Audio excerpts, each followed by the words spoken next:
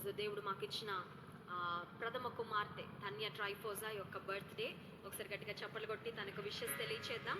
She is a blessing. Dhanya అనే పేరుకు అర్థము ఆశీర్వాదం అని, ఒక బ్లెస్సెడ్ చైల్డ్గా తను ఉండాలని మరి ఆ పేరు పెట్టడం జరిగింది. నా జీవితంలో మరి బ్లెస్సీ అనే పేరుతో ఎంత బ్లెస్సింగ్ ఉందో నేను పొందుకున్నా.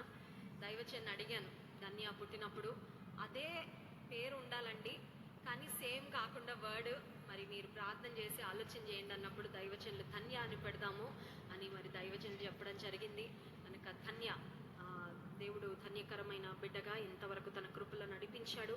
మరి తన విద్యలో అన్ని విషయాలు కూడా దేవుడు మరి బిడ్డను ఒక ప్రత్యేకమైన స్థానంలో నిలిపాడు.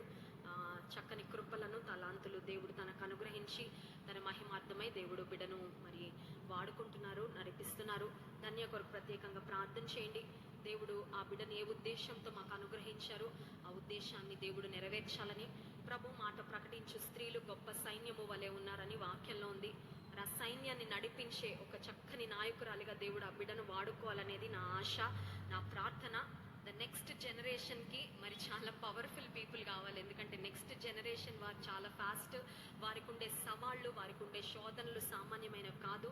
సో మరి నా ముగ్గురు కుమార్తెల విషయంలో దేవుని సన్నిధిలో ప్రార్థన చేసినప్పుడు దేవుడు నాకు ఇచ్చిన మాట ఒకటే, స్త్రీలు బలపరచగలరు. ఒక స్త్రీ ఒక పురుషుని దగ్గరికి వెళ్ళి వారి సమస్యలు చెప్పుకోలేరు.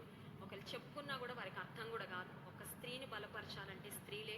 మరి దేవుడు నాకు ఇచ్చిన దేవుని సన్నిధిలో కనిపెట్టి ప్రార్థన చేసినప్పుడు దేవుడు నాతో చెప్పిన మాట ఏంటంటే, రానున్న తరములో స్త్రీలను బలపరచడానికి నీ ముగ్గురు కుమార్తెలను వాడి అయిన బాణములుగా వాడుకోబోతున్నానని దేవుడు నాకు ఆ మాట ఇచ్చినప్పుడు అప్పుడు దేవుని స్తుతించాం. ఆలోచనలు వేరయ్యా, నీ ఆలోచనలు వేరు, నీ ప్రణాళిక అదైతే ఐఎమ్ వెరీ హ్యాపీ.